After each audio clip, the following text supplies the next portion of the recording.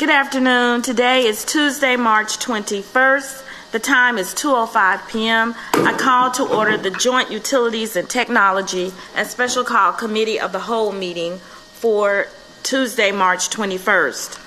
I do not have a quorum present, so we're not able to approve the minutes at this time. So we'll go ahead and go into our new business. And we're very excited to welcome back our Fuse Executive Fellow, Ms. Lee, and she's going to bring us an update on how we've been progressing with some of the work that the City of Birmingham has been doing to look at our internet infrastructure. So thank you very much. Good afternoon, Councilor. Good afternoon. Thank you so much. Good afternoon. Appreciate your time. I am so excited to be here and bring you all a special presentation. You know that my focus this year has been trying to help the city to think about how to be proactive when it comes to internet infrastructure and the different things that they can do or that you all can do in order to advance this particular issue of the digital divide in our communities. And so I am happy to bring up my friend and colleague, Brian Snyder. He is the CEO of Lit Communities. He is an internet service provider.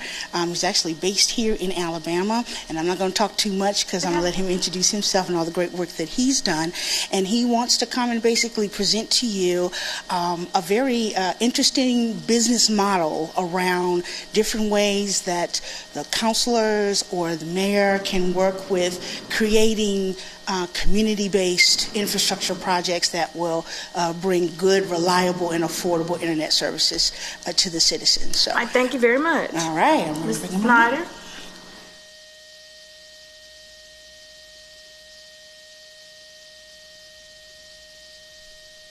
How are you today? I'm good. How are you? Doing good, thank you. Good. Thank you, Anita, and it's been great working with her, by the way. You're going to have to talk a little louder. Hopefully they can hear you on I'm sorry. I said it's been great working with Anita. She's awesome. Wonderful. Yeah, so make sure you hear that, actually. Yes. We're fortunate to have her. Thank you. No, that's good. My name's Brian Snyder. I'm the CEO of Lit Communities. We're based out of Birmingham, Alabama. My background, I've spent almost 20 years in the industry as a contractor building out for AT&T across the entire Southeast. We did Google Fiber projects in Austin, San Antonio, Salt Lake City. We did Verizon's 5G projects in Cleveland, Nashville, Knoxville, Seattle, San Francisco. But when we were doing work with Google Fiber, we started to realize, I guess, the whole process of deploying broadband, especially Google, was struggling. And we almost came in like marriage counselors with the city because there was a big conflict there. And we recommended that Google stop focusing on the big cities necessarily, and look to partner with other cities a little bit differently because we felt like they could deploy faster in those regards. So, anyways, I believed in the model. Google did not believe in org charts, so it didn't go anywhere. And so I've spent the past 10 years developing what we're currently doing today. It took the pandemic to accelerate everything, but we took, I guess, our expertise of building out networks, and my team created a municipal process that guided cities, counties, regions through how can I actually deploy broadband and connect all my residents and business owners to fiber. We were fiber to the home experts in those regards, and that was our primary focus. The other way we were structuring things was in more of a we looked at public-private partnerships differently. We felt for it to be a true public-private partnership, both partners need to benefit. And so we created a model that we felt the local municipality should own a portion of the infrastructure. We felt like City of Birmingham should own the network that connects all your anchor institutes. It should have the backbone to the city in case anything happens in the future, in my opinion. But what that also enables, though, is you don't necessarily have to be the internet service provider as long as you have infrastructure that is dark fiber, is what we typically call it, access to it. us as a private ISP, what we would do is come into a local market, create a revenue sharing agreement where we can attach to that network, which that lowers our capital costs to build past the homes, and then we can ultimately get to more homes that other people usually can't. And so it was a model that before COVID, it was difficult to get going because most municipalities would have to use revenue bonds or they'd ultimately have to vote to get moving. And the way we structured a lot of things, though, initially was we have a consultancy practice where we'll come in and really lay out a business plan. The city ultimately should choose how they go forward. And we give them multiple options, but we give them a financial model, we give them an actual, here are the next steps you need to take to go get this done. And they don't have to partner with us. We have a lot of different verticals within our organization that we saw was just missing in the broadband universe. So if you think of Lit Communities, our umbrella, that's our national organization. We set up local subsidiary companies in each market we go to.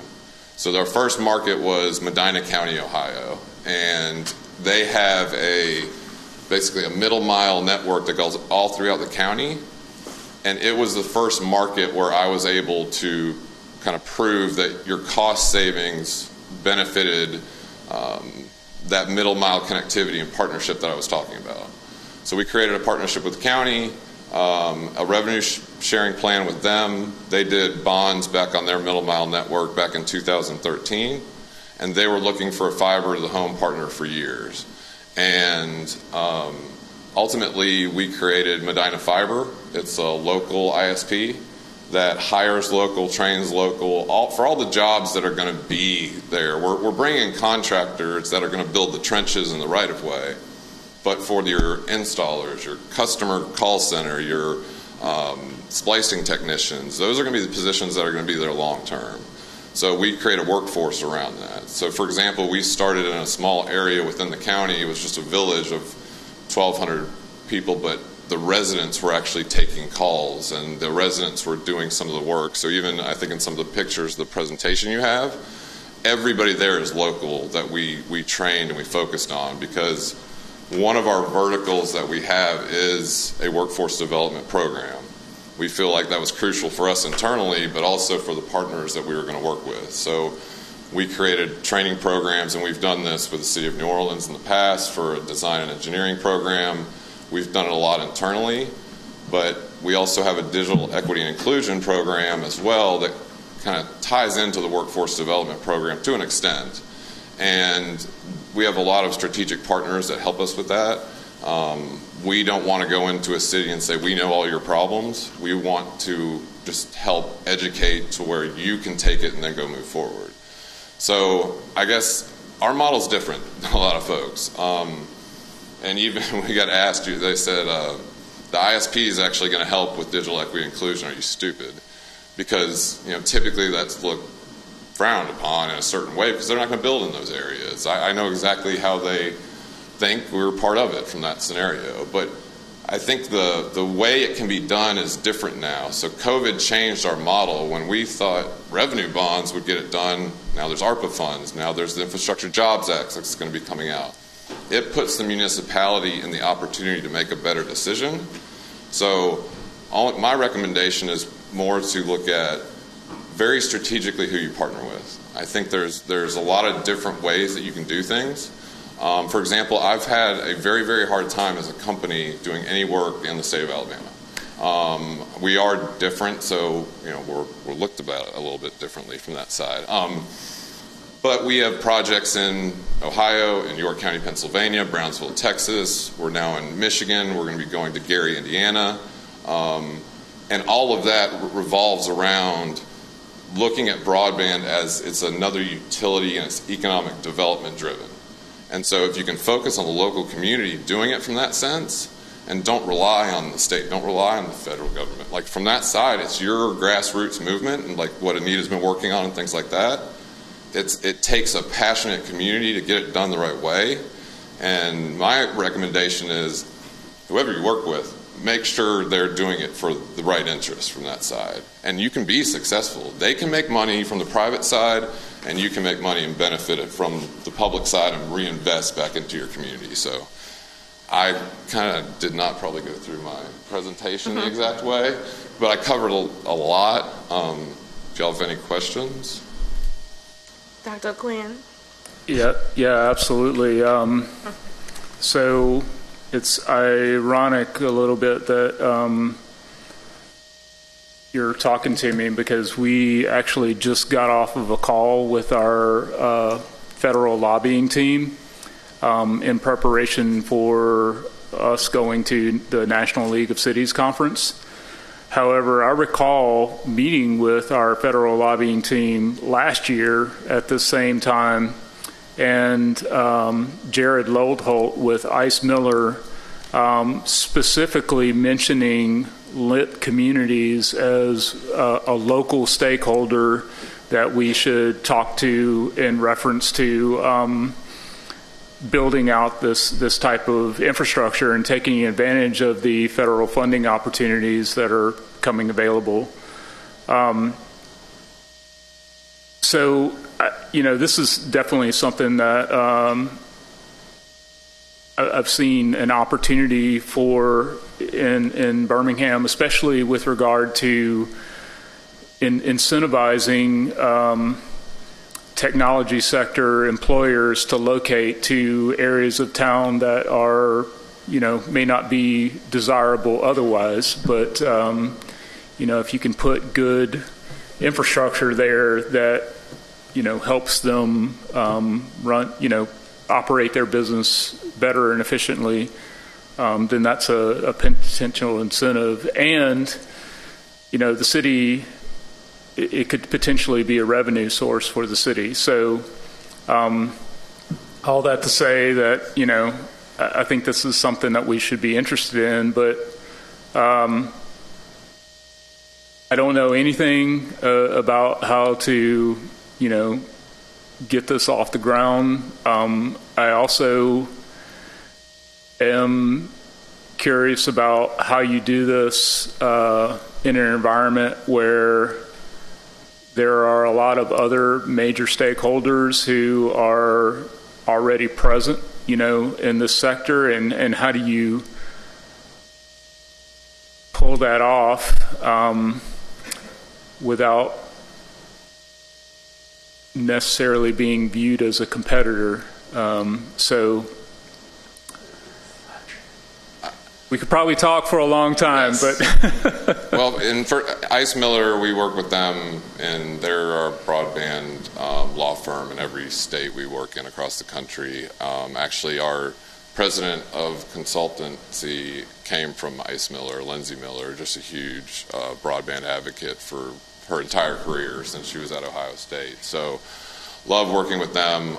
They're great. And I think one of the reasons why they're recommending us too is we have a whole just grant services team as well. So, and we look at it as a mindset, let's go apply for grants if we can, but let's never plan on winning them, because you could be having the same conversation next year. So through a combination of, public funding that you might have now that you didn't have in the past, and private funding, there's ways to bridge that gap that you're kind of looking at and trying to be strategic with. The other part that you were talking about, navigating the waters, that's where we felt like the lit, national organization that we're talking about that's here in Birmingham, because at one point we had a staff that worked across the street from the summit for AT&T where I had about 300 employees. And so there's a huge workforce around this area that could handle anything you wanted to do. And we helped develop a lot of them from that side.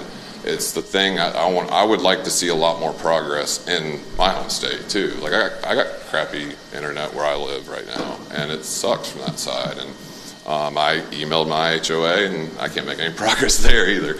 But from that side, it's important to educate and understand how you can navigate those waters to where you can still communicate and work with the local incumbents, and also not be the service provider necessarily, but be the enabler. So you can say, hey, look, you don't want to go build in this neighborhood? I'll go build in front of it, provide the service for me to help me out. But what else you can also do for my residents, too, on that side? And it could be somebody that's here locally. And that's why we call ourselves, we're the Swiss Army knife of broadband. We'll help you If you just wanted us to come in and do the construction piece of like your ARPA funded project, we can just do that. We don't have to be the ISP. We want to be what the city ultimately wants the partnership to be. From that side, if we wanted to create a partnership where create a local ISP, we'd be happy to look into that. But from that scenario, again, it's an analysis that we can do and then give you the best roadmap for success. And at the same time, the entire industry is moving so fast. You have dollars you have to spend by a certain period of time too. And it's important right now, but you're also seeing it across the country from all the incumbents. They're all listing they're passing 500,000 homes a year. They're all starting to cut that back now because they're concerned about workforce and other things that are going to hamper them. And that's why we've partnered with a lot of groups, with Connect Humanity, ISLR, NDIA. We're just focusing on both digital equity and inclusion, to where it's one thing to get somebody and use the ACP program and get somebody connection to their home, but if we don't get them the device, and then if we don't get them the training for the device, our goal should be to get them out of being low income, in my opinion. And now that you have connectivity to the home, regardless of the situation, we can train them to work remotely now. It's a different world and different environment, and we have to kind of handle it step by step the right way. And I think in certain aspects, you've got a lot of folks that are trying to almost rush the big picture, when really a fiber network works from, you plan from outside in, you got to build from inside out. So it's a matter of where you start in the pockets that Birmingham needs it the most. And that would be my suggestion, and focusing on that to where you can condense things down, and then slowly you're going to build each other areas to where you can have like technology corridors that are state of the art compared to everybody else, so you track the businesses that you're talking about and things like that. Because the first thing businesses ask is, do you have fiber? What do you offer?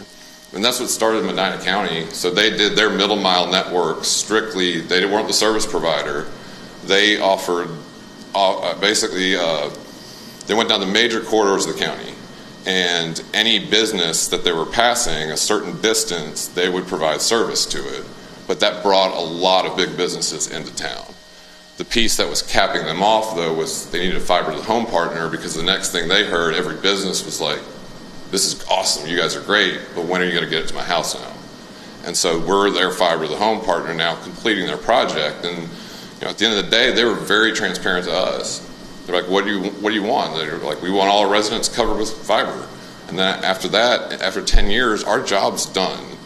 They would look at selling the network from that standpoint, because did it themselves. Everybody now has access. So now let's take it to the next step. What can you do with all that access? And that's where the future technology jobs will be fun. That's where we can do smart applications the right way and incorporate jobs to where it's, somebody's job that's happening at a bus stop right now just transforms. It's not different. It's different with technology. You're still doing a job. So, sorry, I could ramble on and talk on for hours if you wanted to. Yeah. Well, definitely interested. Let's just go high level though. Like in these, let's take Birmingham for example. What sort of like ballpark, baseline investment would be needed to, for the city to start a venture like this? And then, what would be the potential payback long term, other than, attracting businesses to certain areas of town? I think, Inslee would be a great prototype for us, but what would be sort of the return on investment? I'd love to give you an exact answer. We would have to do an analysis, though. That's what we kind of specialize in from that side, because what we would do is try to plan out. Let's say you chose a certain area like Inslee or something like that, to where you use ARPA funds, let's say, to build fiber out there, a partner ISP attached to it, and then went to the home and built past that. we would need to run an analysis of all those homes, how much it would cost for you to build out there, and then how much would you make. But we would work together to come up with a number that covers not only the cost for the middle mile, which is the ARPA funded part, to get out there, but also revenue that you can make off of that. The thing that I'll tell you right now that investors are going to look at and be careful with is they don't want to be so successful that they're paying you so much that it justifies building their own middle mile network. So we actually work together to come up with basically caps yearly to make sure that you're successful, we're successful, and then we also come up with minimums too, to where you actually know what you're getting. So you're able to really see your returns ahead of time, and it all kind of depends on take rate because it's all success based the way we structure it. But we would show you if we had 30% take rate, here's what your returns would look like. If it was 60%, here's what it would look like. If it was 80%, here's what it would look like. So then you can get an idea of what your revenue returns would be. But we build it to where you're going to make returns. I think that's the important thing. I mean, in this infrastructure, though, it's a long game and it's longer returns. But like I was saying before, you got to build out section by section by section anyway. So really you just got to pick a starting point and go. My suggestion would be pick where that starting point is, do an assessment on it, get a plan together, and then go move. I know there's other things that are happening at the state level where I think you have to have a public-private partnership to be even able to apply for certain things. And that's some of the things like we're dealing with in the state of Michigan right now. We had to rush through a procurement just so we could submit some state grants. It wasn't necessarily the procurement, it was the contract. We went through the procurement, got awarded, but they had to have this public-private partnership done before we could even submit the grant. And that's going to be a lot of the BEAD funding that's coming out and things like that are going to have those requirements. But with a public-private partnership, it also opens up the door for more grants. You work together, you can apply for stuff the city could just apply for, or items that the private partner that could apply for where the city's writing letters of recommendation, providing, we call it in-kind contributions, expedited permits, maybe an office space that's city facilities and things like that you can apply that's not necessarily cash, still saves the private provider capital. So it's just, again, you got to look outside the box a lot when you're doing this. And people tell you there's a box, they're full of crap. Sorry.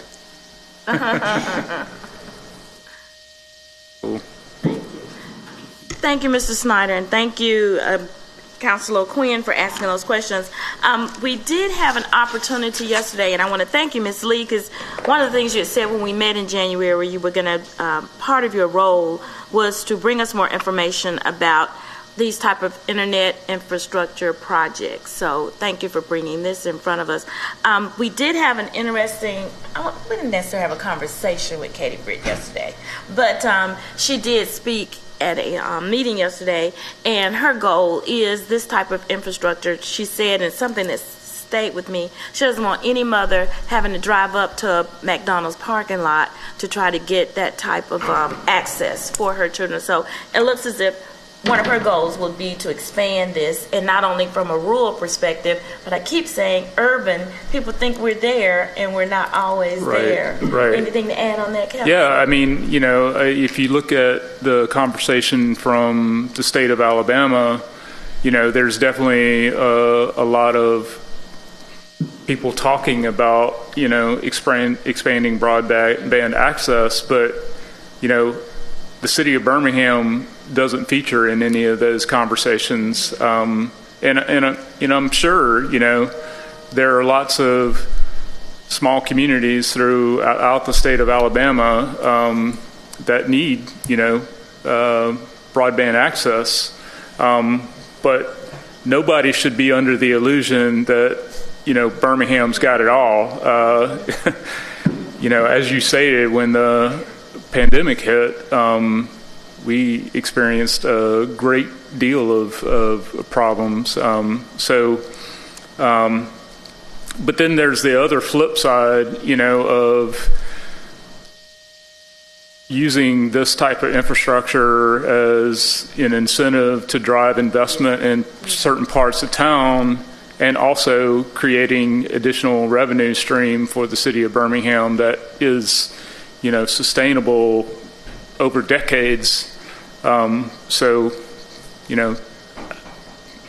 we don't run the government, so we're sort of not in the driver's seat in terms of advancing this type of conversation. But I think we would certainly encourage it. Yeah, and I agree. It's not just a rural problem; it's an urban problem because we're working in Brownsville, Texas, and they have a population over 100,000 people, and they were ranked the worst connected city with a population over 100,000 people for like 3 years, and that's where the city just finally had enough of it.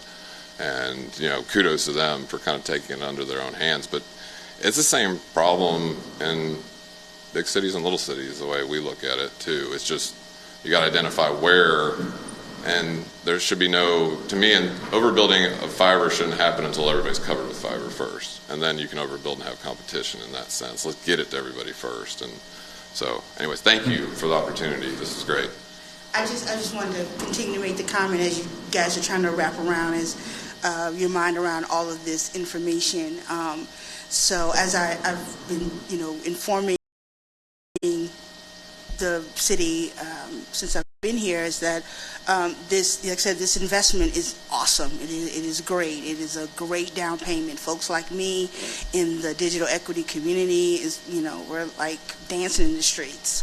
But now we've got to go through the red tape and the bureaucracy of it all. So this funding, this federal funding, the BEAD dollars that has been referred to, that is obviously going to flow through states. And so the guidelines from the NTIA is that that states have to use this money in those places that are considered unserved. And those places are where the speeds of internet is 25 below 25 upload, 3 download.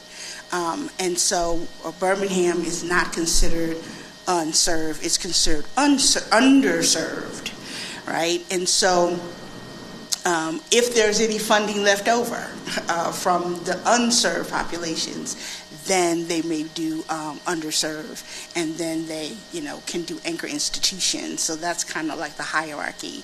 And so the state of Alabama, mostly says that they're probably not going to get enough share of those funds to do anything past the unserved. So it's one of those things where I wanted to continue to let you know that if you're looking at that BEAD money to be a part of something that's coming to Birmingham, it may not.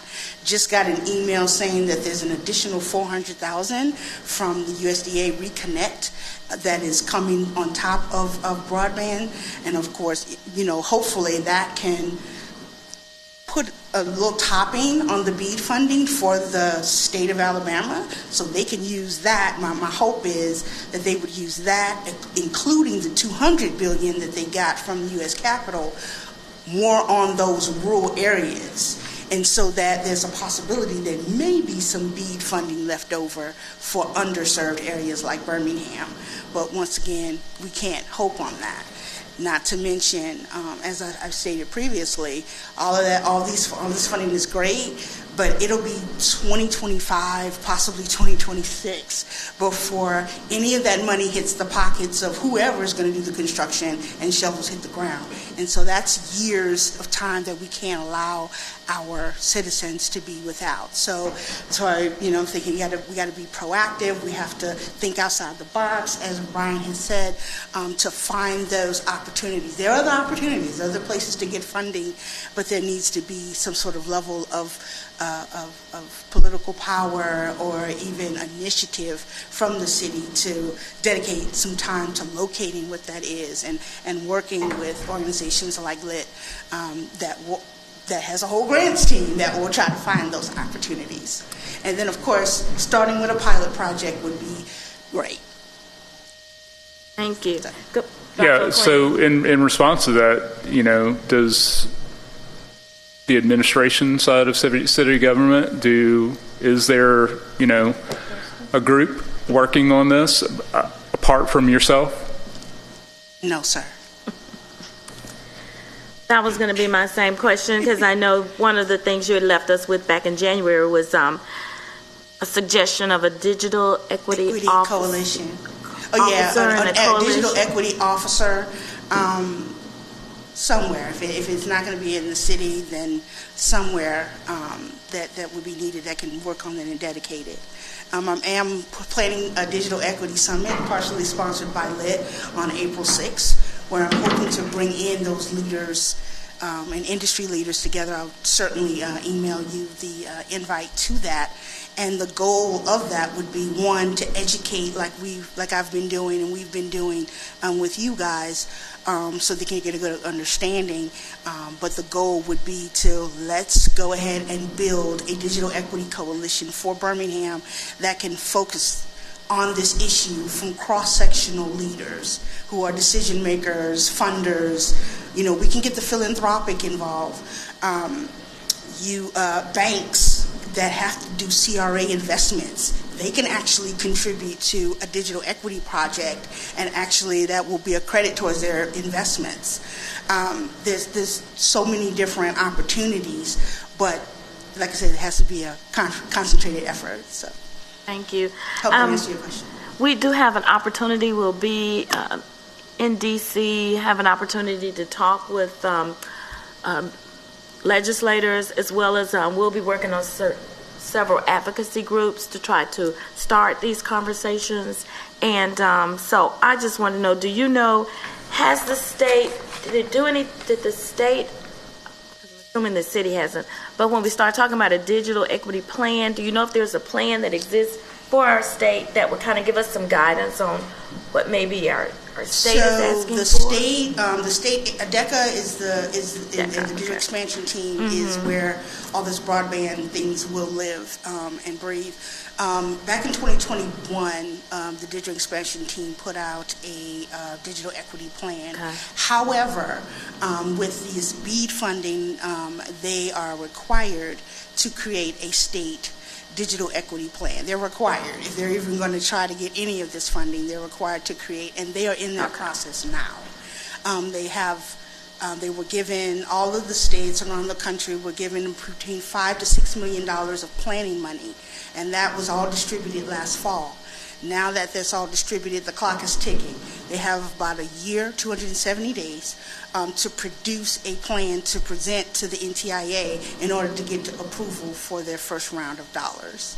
And so, which is great about this particular thing, they have to make sure that this plan, each state's plan, has to include about 7 of 8 covered populations, so including low-income citizens, low literacy citizens, our veterans, our seniors. They have to show where they have went out into the community and found organizations that can help with this, and how they're going to make sure that not only do they get good internet and affordable internet in the home, but whether or not they're getting the skills and as well as the and devices, which points to that other bucket of money, which I believe I mentioned to you all, the DEA money. That's about $3.75 billion. That's specific for skills and devices. Half of that money is going to actually flow through states. States are going to have to sub-grant that, and then the other half is going to be a national competitive, which is going back to why I said Birmingham needs its own digital equity coalition, because a functioning, established coalition can then effectively go after those funds and make sure that all the components of the digital divide are bridged. Does that answer your question? So yeah, yes. They are working on the state equity plan, and when I came here in January, it was right before the kickoff meeting for the Jefferson County, and so they are still continuing to go off and do different, they're going county by county to do these kickoff meetings, and then of course then they have to start doing their actual plan, because not only once they create the plan, they have to do a public comment to it in order to get comments and recommendations from the community. So let me just ask one other question, and I thank you, Mr. Snyder. I thank you, Councilor O'Quinn sort of asked this question, or maybe you as a follow-up, when you talked about the size of each of these cities that you've been in already in Ohio and Texas and Pennsylvania. Let me ask you, where does this, within the community government or within the municipality, where does this reside as far as within the department of the city? I'm just trying to figure out where we need to go. And so each one's been different. Okay. But I will say, like in York County, we work primarily with the economic development group there.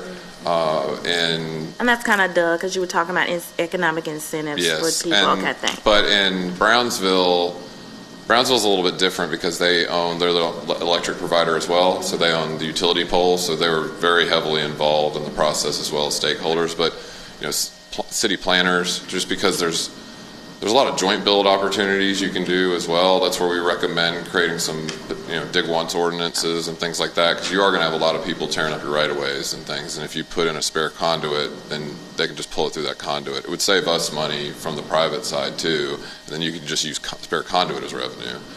So just getting involved with the city planner and the city manager and things like that as well, I think would ultimately kind of tie everything together. But I think we've had the most success in moving it forward the fastest with the economic development group because of how they see everything tied together.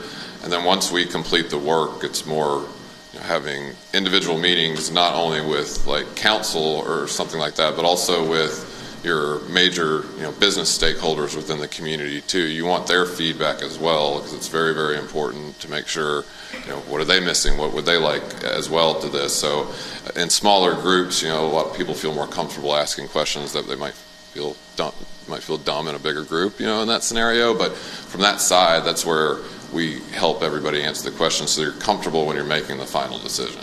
Perfect. Thank you. Do you have any other questions, Dr. O'Quinn, or comments? Just mainly, I would like to see us at least, make a move to do something like this. Like, again, I feel pretty strongly that this is a very, effective tool to affect change in parts of the city that might not otherwise see it. I'm gonna say the phrase that I'm technically not supposed to say, but if you have ARPA dollars available, that would be a great place to invest. Okay, so elaborate. Elaborate. I was gonna say, Nick, can you give us more? Share more. So first of all, your ARPA dollars can be used for internet infrastructure. That is a reliable use of those funds. Chris Hatcher, your recovery czar, is ready and available to help you walk through that process of administering those dollars. You would then get a lit community to come in and submit a plan where then you would administer those dollars. I mean, it sounds simple to me, but I know there's a whole lot of hoping that goes through that that has to happen. So I don't know if you probably have worked with ARPA dollars. Yeah, so all of our projects right now involve ARPA dollars. So in both York and Brownsville, Brownsville's using $19 million for their middle mile network that gets them all around the city, and then we connect to that, and then we build out from there, and we own it privately, so which is about a $70 million investment. York County, they are huge geographic-wise. They need about $40-something million to build their middle mile network. They only have 21. So we targeted the areas they needed to hit first, and they're building out a middle mile network. And as they build that out in parallel, we're building out a local last mile network to provide service. But they're not the service provider. All they're doing is providing dark fiber that we would splice into. That dark fiber goes back to a central location where we can put our electronics onto that fiber, so the private company is doing all that, the public is not. The public infrastructure is strictly dark, it's just lying there not being used. So you're not the ISP, you're not the service provider, you're, again, like I was saying, you're enabling the ability for a service provider to lower their capital costs to do the work. So what Anita was mentioning in regards to ARPA funds, we're doing it another way in Medina County, Ohio. It's rural, but it's not any different in my mind. It's a lot of farmland, and it very, very high cost per household pass.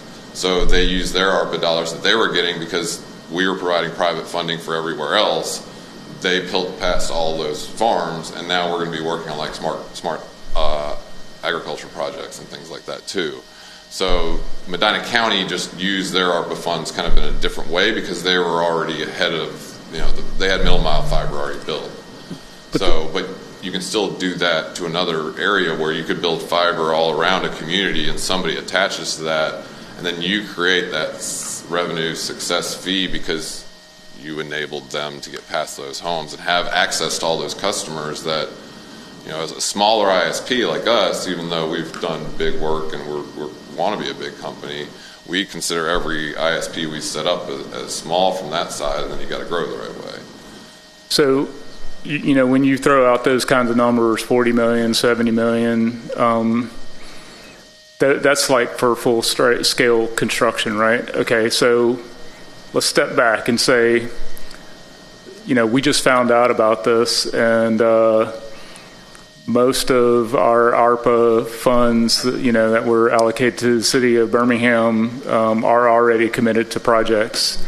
So as a first step, of initiating conversation and say, having a conversation about one neighborhood, what are we talking about in terms of threshold to get that conversation started?